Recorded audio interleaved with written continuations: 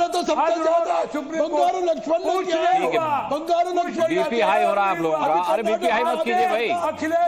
अरे आप दोनों की उम्र को देखते हुए मैं आपको इससे ज्यादा झगड़ा करने की इजाजत नहीं दे सकता।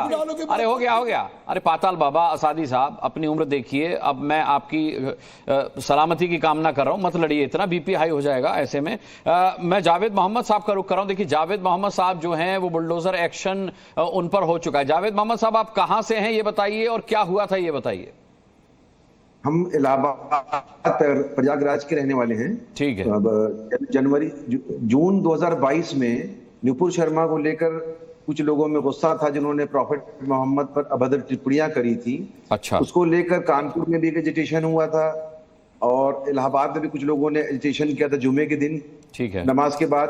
तो उस दिन वो शाम को पुलिस के लोगों ने हमको बुलाया बातचीत करने के लिए। हम अपनी स्कूटी से थाने गए, हमको पकड़ा भी नहीं गया।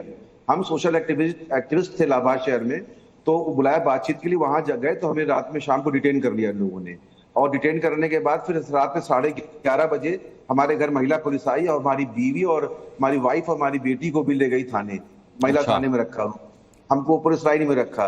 और सैटरडे की शाम को हमें 65 लोगों के साथ इन्होंने नैनी जेल सेंट्रल भेज दिया। और जब सुबह जेल में उठे सोकर देखा हमने तो अखबार में न्यूज पढ़ा कि साहब जावेद मोहम्मद पम is the conspirator of Atala बवाल। तो हमें बड़ी हैरानी हुई कि साहब ये कैसे हो गया हमारे साथ और ये क्यों कर दिया, जबकि हमारा कोई उसमें इन्वॉल्वमेंट नहीं था, ना कहीं हम गए, हम दिन भर घर पर थे और ये सारा एडमिनिस्ट्रेशन जानता था, पुलिस जानती थी।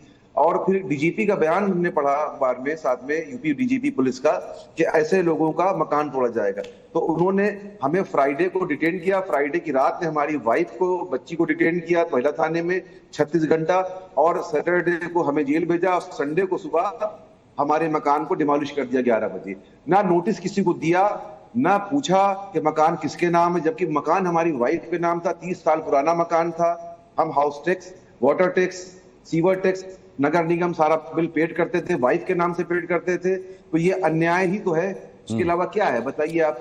अदालत गए उसके बाद? अदालत गए उसके बाद, और आज जो फैसला आया उसमें हमने इंटरवेंशन भी किया था सुप्रीम कोर्ट के मामले में।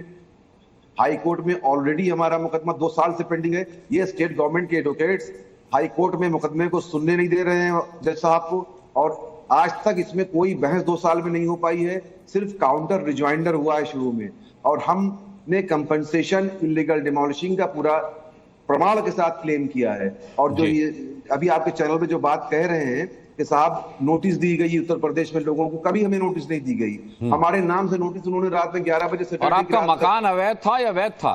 नोटिस फिर भी दिया जाना चाहिए था, मैं मानता हूं, लेकिन मैं पूछ रहा हूं अपनी जानकारी के लिए। हमारा मकान वैध था। उत्तर प्रदेश डेवलपमेंट अथॉरिटी ने एक स्कीम लाई थी 15 साल 20 साल पहले, क्या नाम था, उज्ज्वला करके स्कीम आई थी। उसमें उन्होंने कहा था जो नए मकान लोगों ने बना लिए हैं, इनका नक्शा नहीं पास है, वो नक्शा पास कराने के लिए टोकन मनी के साथ एक नक्शा जमा कर दिए। उसमें हमने ऑलरेडी जमा कर रखा था। अरे इन्होंने तहकीक तक नहीं करी कि मकान जमीन किसके नाम की, नोटिस वो हमारे नाम चिपका रहे हैं, वाइफ के नाम पूरी जमीन रजिस्ट्री मकान है, और उन्होंने तोड़ दिया। और इनलीगल हमें हरेसमेंट किया, हमारे ऊपर 5। ठीक है जावेद मोहम्मद साहब, मैं मनीष शुक्ला से इसका जवाब ले लेता हूं। गेस्ट आज बहुत सारे हैं, सभी को मुझे मौका भी देना है। आपका दुख मैंने सुना, अगर आपके साथ गलत हुआ है तो आपको न्याय मिले, मेरी ऐसी कामना है। मनीष शुक्ला, ये योगी राज में हुआ, और अगर मैं जावेद मोहम्मद की बात सुनूं, जितनी मैंने अभी तक सुनी, तो उनके साथ ये कानून के मुताबिक तो नहीं हुआ। मकान उनकी पत्नी के नाम पर था, नोटिस उनके नाम पर चस्पा कर दिया गया, बिना नोटिस दिए तोड़ दिया गया। देखिए जहां तक मुझे ध्यान में आ रहा कि जावेद जी का घर करेली में था, और करेली में था ये। इनके यहाँ जब पुलिस ने कार्रवाई की थी तो अवैध सामग्री, लिखित सामग्री, साहित्यिक सामग्री प्राप्त हुई थी। अगर मैं सही हूं तो, चूंकि अचानक आपने दिया है, तो ये उसके बिना पे वहां कार्रवाई शुरू हुई थी। और जावेद जी ने आपके चैनल पे खुद माना है कि उन्होंने नक्शा सबमिट किया है, और मुझे लगता है कि यहाँ तमाम विधि के जानकार होंगे, नक्शा सबमिट करना नक्शा पास होना नहीं माना जाता है। और मैंने पहले ही अपने वक्तव्य में कहा कि यदि कहीं कोई गलती हुई होगी तो 2 साल से 2.5 साल से कोर्ट में है जावेद जी, तो निश्चित रूप से न्यायालय का न्याय मिला होता। और जिसपे सुप्रीम कोर्ट का निर्णय है उसमें उत्तर प्रदेश सरकार पार्टी भी नहीं थी, ये दिल्ली के नगर निगम का एक मामला था जिसपे माननीय सर्वोच्च न्यायालय का ये फैसला है। ठीक है, मैं पूजा त्रिपाठी जी का रुख करूंगा। पूजा त्रिपाठी जी, हर हाल में मनीष शुक्ला का यह मानना है कि गैर कानूनी ढंग से नहीं तोड़े जाते मकान, वो भी जो गैर कानूनी बने होते हैं। फिर आप यानी कि कांग्रेस का यह क्यों मानना है कि राजनीतिक टूल की तरह इस्तेमाल किया गया बुलडोजर को अब तक? अनुराग जी, बशीर बद्र से माफी मांगते हुए मैं उनका एक शेर कहूंगी कि कमर टूट जाती है लोगों को घर बनाने में, इन्हें तरस नहीं आता बुलडोजर से उसे गिराने में। आप जब किसी पर बुलडोजर चलाते हैं, आपको ये हक कौन देता है एक्स्ट्रा जुडिशियल पनिशमेंट देने का? और आप बुलडोजर बाबा के नाम से पोस्टर बॉय बने हुए हैं। तो मुझे लगता है बुलडोजर जस्टिस, जब अधिकारी वहां पे कोई प्रेग्नेंट महिला होगी, बच्चों की स्कूलों की किताबें होंगी, घर का आशियाना होगा जो कि शायद उस व्यक्ति ने भी नहीं बनाया होगा जिस पर FIR होगी, आप न्यायालय को आप अपनी कार्यवाही करने दीजिए। बुलडोजर जस्टिस इस सभ्य समाज के ऊपर एक धब्बा है। और मैं जस्टिस गवई और जस्टिस विश्वनाथन की इस बात पे मैं तारीफ करती हूँ, इस बात पे मैं स्वागत करती हूँ कि उन्होंने आज उम्मीद की तरह, उन्होंने आज लोकतंत्र की दशा और दिशा तय की है कि राजनीति में अब बुलडोजर बाबा, बुलडोजर चाचा, बुलडोजर मामा नहीं चलेंगे। आपको याद होगा अनुराग जी, इस बुलडोजर बाबा की जो वैधता है, अभी झारखंड में कुछ दिन पहले योगी आदित्यनाथ जी प्रचार करने गए थे, तो उनका स्वागत बुलडोजर पर फूल मालाओं से हो रहा था। प्रधानमंत्री जी 17 मई को एक राजनीतिक रैली में कहते हैं कि विपक्ष को सीखना चाहिए कि बुलडोजर कहां भेजा जाए, योगी आदित्यनाथ जी के प्रेजेंस में। तो ना विपक्ष को सीखने की जरूरत है, ना किसी पॉलिटिकल पार्टी को जरूरत है सीखने की। ये जो नंगा नाच चल रहा था अवैध असंवैधानिक पनिशमेंट गिविंग का, इस पे रोक लगाना बहुत जरूरी था। अभी आपने नोटिस की बात की, मैं बहुत इस बात पे जी न्यूज की तारीफ करूंगी कि आपने पीड़ित को भी लेकर आए हैं यहाँ पैनल पे जी। तो पीड़ित ने बताया कि उन्हें कोई नोटिस नहीं मिला, वो कोर्ट के धक्के खा रहे हैं और कुछ नहीं हुआ। तो अगर आप इलीगल की बात करते हैं, 60,000 बुलडोजर, पिछले एक साल में 60,000 बुलडोजर कार्यवाही हुई है, जिसमें 3 लाख से ज्यादा लोग बेघर हुए हैं। ये 3 लाख वो लोग हैं जो तिनका करके अपना घर बनाते हैं। आपको ये हक कौन देता है? और आप इसके पोस्टर बॉय बन गए हैं। आप इस विध्वंस के, इस अन्याय के, इस असंवैधानिक कृत्य के पोस्टर बॉय बन गए हैं। आप पॉलिटिकल रैलीज में आप अपने के साथ खड़ी हुई है, बना लिया है। मुहित अहमद के साथ खड़ी है पूजा त्रिपाठी जी। किसी ने नहीं, मैं बात कर रही हूँ, अभी किसी ने गांधी जी का, आपके पैनलिस्ट ने गांधी जी का नाम लिया, तो गांधी जी ने स्वराज के वक्त कहा था कि किसी गरीब के सर की झोपड़ी राजसी सत्ता के अन्याय को चुनौती दे सकती है, महात्मा गांधी ने लिखा था।